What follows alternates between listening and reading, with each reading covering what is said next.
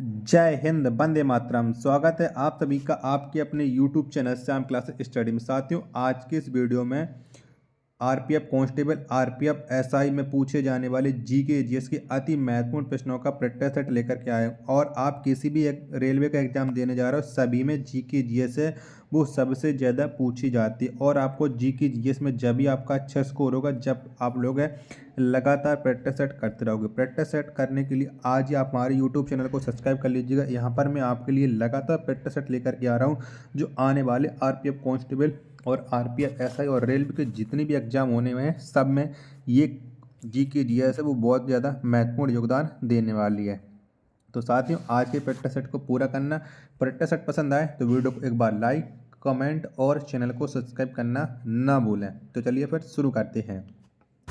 पहला प्रश्न है आपके सामने कि ला लीगा ट्रॉफी किस खेल से संबंधित है। तो बताओ इसका संबंध है वो कौन सी ट्रॉफी से है, ला लीगा का। तो इसका जो संबंध है वो फुटबॉल से है। एक का राइट आंसर है ऑप्शन संख्या ए इस प्रश्न का राइट आंसर है हो जाएगा। प्रश्न संख्या 2 है आपके सामने कि तिंगबोचो मठ कहाँ स्थित है। तो कहाँ पर है ये तिंगबोचो मठ। तो ये जो स्थित है वो स्थित है नेपाल में। 2 का राइट आंसर ऑप्शन संख्या ए इस प्रश्न का राइट आंसर है वो हो जाएगा। अगला प्रश्न संख्या 3 है कि विश्व का सबसे पुराना स्टेडियम विश्व का सबसे पुराना टेस्ट टेनिस टूर्नामेंट कौन सा है।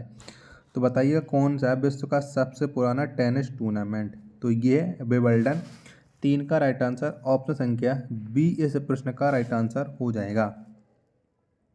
प्रश्न संख्या 4 है आपके सामने कि पवनों का देश के उपनाम से किसे जाना जाता है। तो किसको जाना जाता है। तो पवनों का देश के उपनाम से ये जाना जाता है डेनमार्क को।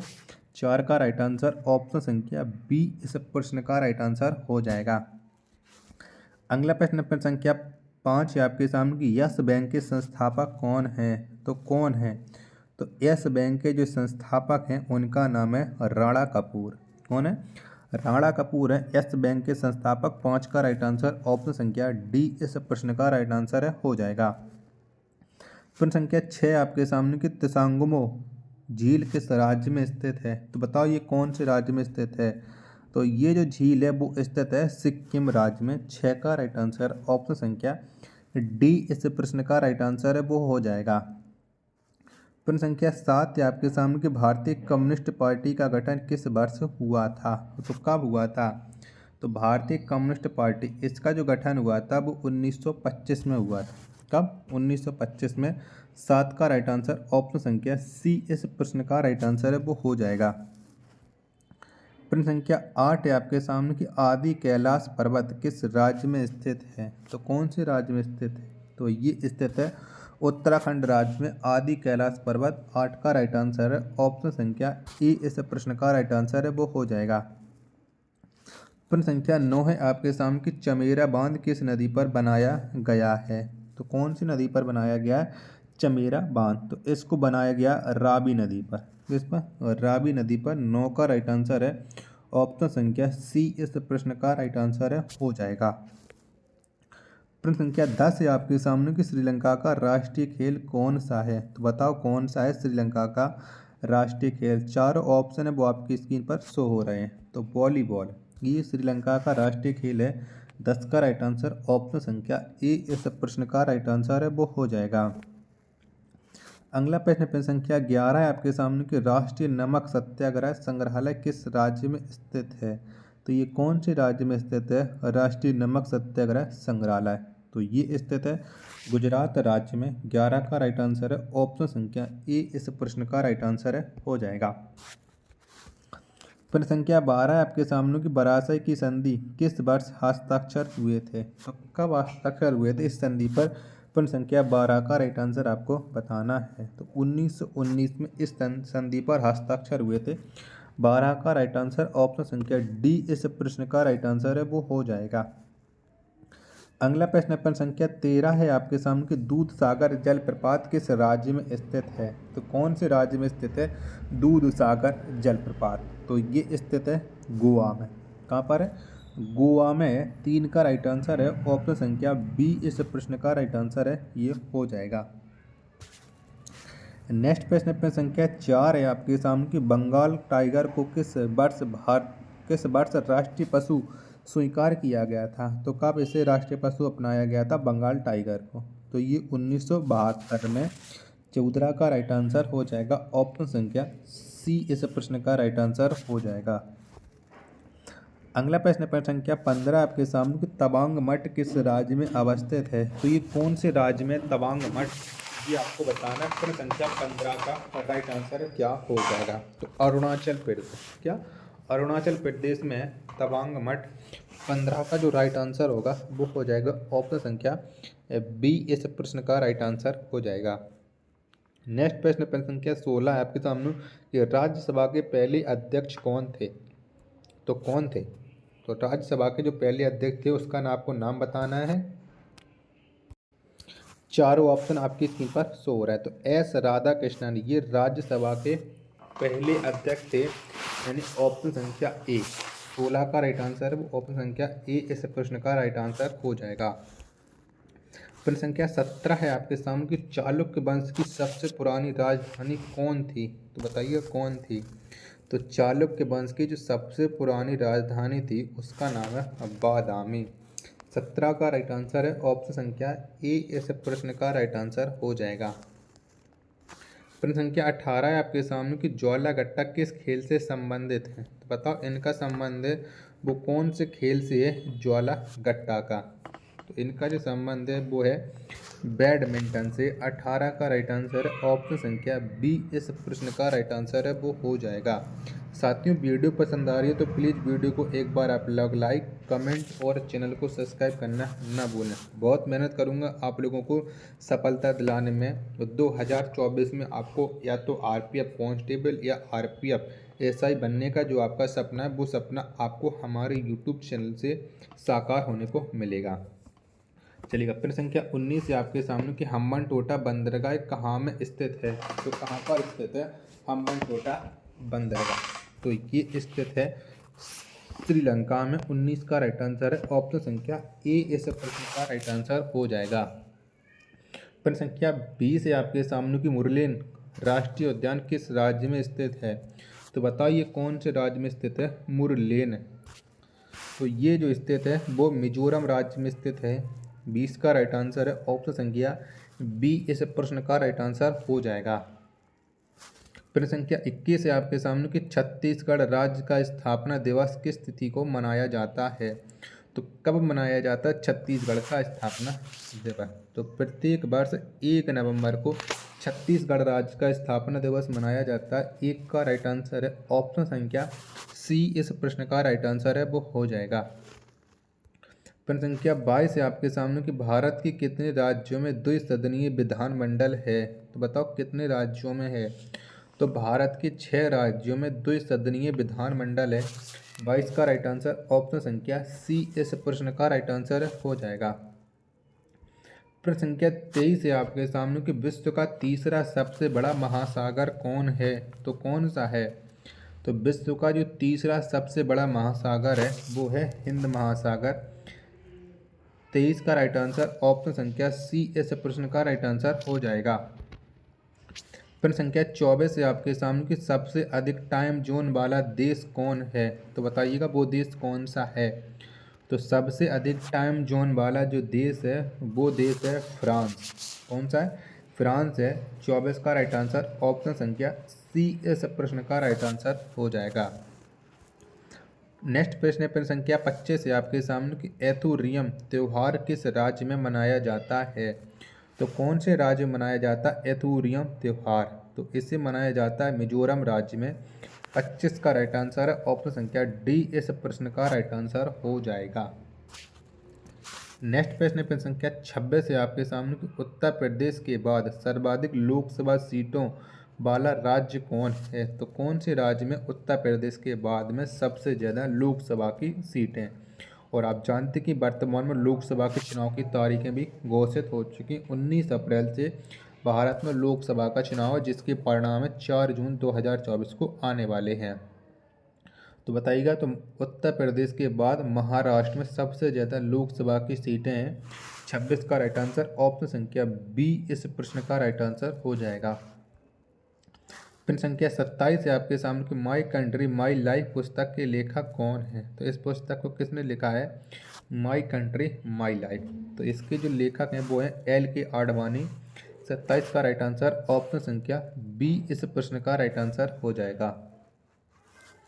प्रश्न संख्या 28 है आपके सामने कि हिंदू विधवा पुनर्विवाह अधिनियम किस वर्ष लागू हुआ था। तो कब लागू हुआ था? तो हिंदू विधवा पुनर्विवाह अधिनियम आया था वो 1856 में आया था। 28 का राइट आंसर है ऑप्शन संख्या ए इस प्रश्न का राइट आंसर हो जाएगा। नेक्स्ट प्रश्न प्रश्न संख्या 29 है कि बांग्लादेश किस वर्ष तक पाकिस्तान का हिस्सा रहा था। तो ये कब तक रहा था? प्रश्न संख्या 29 का राइट आंसर है आपको बताना है। तो ये रहा था 1971 तक। 29 का राइट आंसर ऑप्शन संख्या बी इस प्रश्न का राइट आंसर हो जाएगा। साथियों, अगर आपको ये वीडियो पसंद आई हो तो वीडियो को आप एक बार लाइक, कमेंट और चैनल को सब्सक्राइब करना न भूलें। प्रश्न संख्या 30 है आपके सामने कि तलजा गुफाएं किस राज्य में स्थित हैं। तो बताइए कौन से राज्य में स्थित हैं तलजा गुफाएं। तो ये जो स्थित हैं वो स्थित हैं गुजरात राज्य में।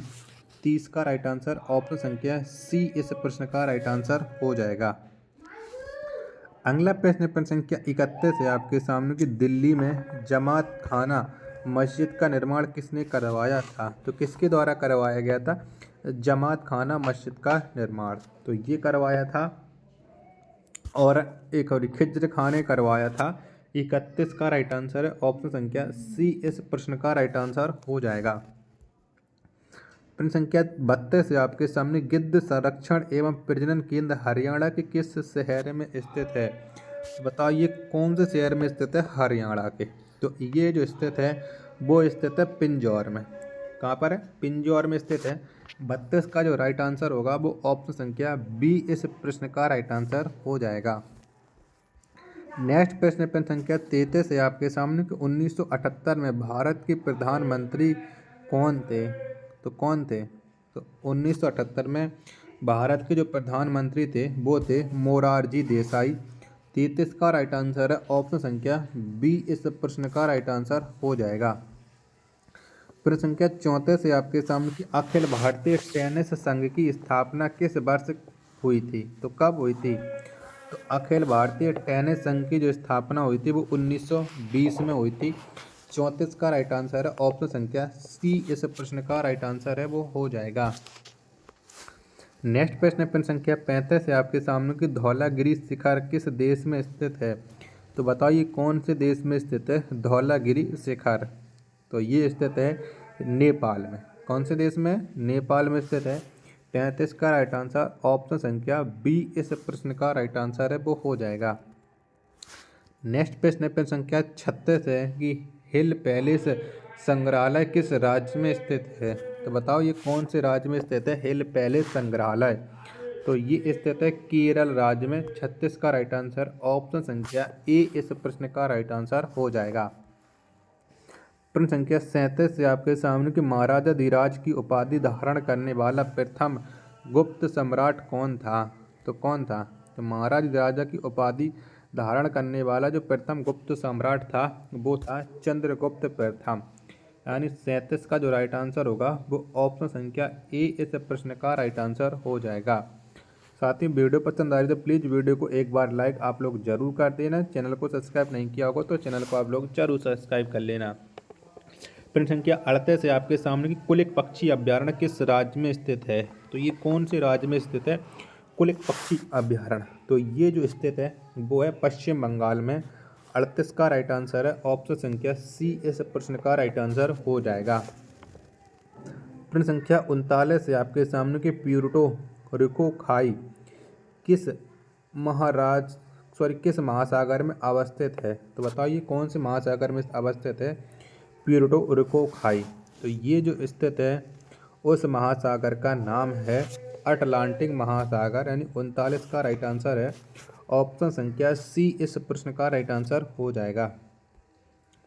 अगला प्रश्न प्रश्न संख्या 40 है कि प्रधानमंत्री जीवन ज्योति योजना किस वर्ष शुरू की गई थी। तो कब शुरू की गई थी? तो ये जो योजना शुरू की गई थी वो 2015 में की गई थी। 40 का राइट आंसर ऑप्शन संख्या सी इस प्रश्न का राइट आंसर हो जाएगा। नेक्स्ट प्रश्न संख्या 41 है आपके सामने कि डुगोंग किस राज्य या केंद्र शासित राज्य का राष्ट्रीय पशु है? तो बताइए कौन से राज्य का है राष्ट्रीय पशु डुडोंग? तो ये है अंडमान निकोबार का। 41 का राइट आंसर ऑप्शन संख्या सी इस प्रश्न का राइट आंसर हो जाएगा। प्रश्न संख्या 42 है आपके सामने कि लक्ष्मी नारायण शास्त्री का संबंध किस नृत्य शैली से है? तो कौन सी नृत्य शैली से संबंध है? तो ये जो संबंध रखते हैं वो कुचिपुड़ी से है। 42 का राइट आंसर ऑप्शन संख्या ए इस प्रश्न का राइट आंसर हो जाएगा। चलिए वहाँ पर मैंने आपको 42 प्रश्न करा दिए थे और 42 से 8 प्रश्न और रहेंगे तो टोटल 50 प्रश्न हो जाएंगे। तो आप यहाँ से 1 नंबर से लेकर के 8 नंबर तक मैं आपको कराने वाला हूँ। तो नौजवान सभा की स्थापना किस वर्ष हुई थी? तो बताओ कब हुई थी? तो नौजवान सभा की जो स्थापना हुई थी वो 1926 में हुई थी। 1 का राइट आंसर है ऑप्शन संख्या ए इस प्रश्न का राइट आंसर हो जाएगा। अगला प्रश्न है आपके सामने कि चंद्रमा के लिए पलायन वेग का मान कितना है? तो कितना है बताइएगा। तो चंद्रमा के लिए जो पलायन वेग का मान है वो है 2.38 किलोमीटर प्रति घंटा, यानी राइट आंसर हो जाएगा 2 का ऑप्शन संख्या सी। नेक्स्ट प्रश्न है आपके सामने कि न्यूज़पेपर एक्ट किस वर्ष पारित किया गया था? तो कब आया था न्यूज़पेपर एक्ट, ये आपको बताना है। तो ये 1908 में पारित किया गया था। तो 3 का राइट आंसर हो जाएगा ऑप्शन संख्या डी। प्रश्न संख्या 4 है आपके सामने कि वन इंडियन गर्ल्स पुस्तक के लेखक कौन हैं? तो बताओ कौन है? तो इस पुस्तक के लेखक हैं चेतन भगत। 4 का राइट आंसर है ऑप्शन संख्या सी इस प्रश्न का राइट आंसर हो जाएगा।